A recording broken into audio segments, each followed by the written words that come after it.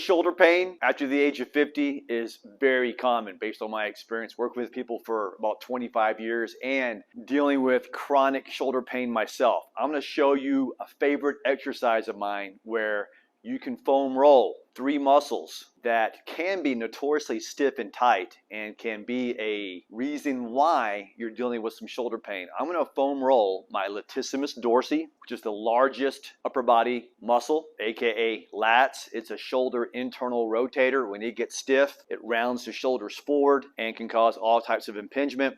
I'm also going to roll 2 different rotator cuff muscles, the infraspinatus and the teres minor. Both those muscles are external rotators and often get stiff, tight, kind of cranky, and when we foam roll these 3 areas, you can often experience immediate relief. I do this daily. I was going to do it this morning, so I want to share it with you on the video. Got a foam roller. What I'm going to roll first is the largest muscle group, the more superficial muscle you can see in the mirror, the lats, the latissimus dorsi. I'm going to lay on my right side, have a painful right shoulder this morning, have my right arm straight behind me, my thumb is facing up, and this foam roller is right outside my armpit. I'm going to roll up and down, kind of a sawing motion. If you notice, I picked up my hip from the floor to get more leverage. Not feeling much here right now, but I'm going to go back and forth. I may rotate a little bit to the left to get more of that soft tissue in the lat area.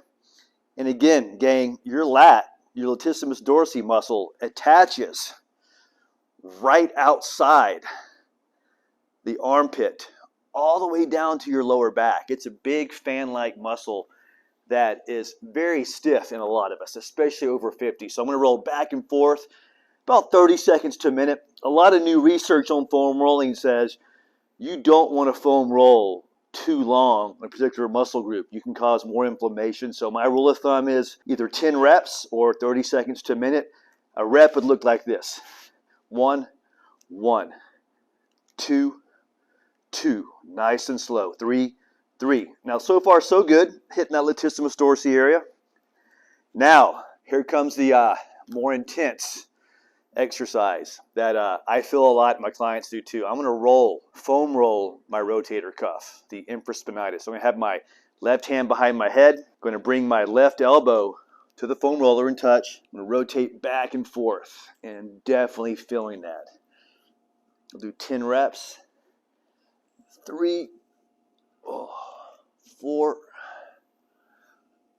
5. I'm going to pause and kind of search around somewhere, go higher up that lat area, but lean towards the floor. Still getting some rotator cuff muscle.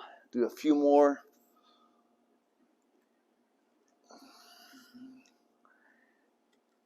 We'll go a little lower now. There we go. Oh, really getting some of that teres minor rotator cuff muscle. And again, this won't take too long. About a minute here.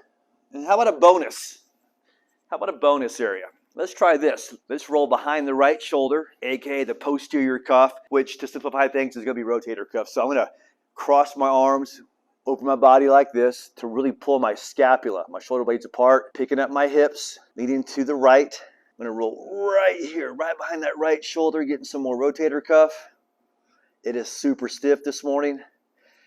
10 reps. 1, 1, 2, 2, 3, 3, 4. You get my drift. For a total of 10.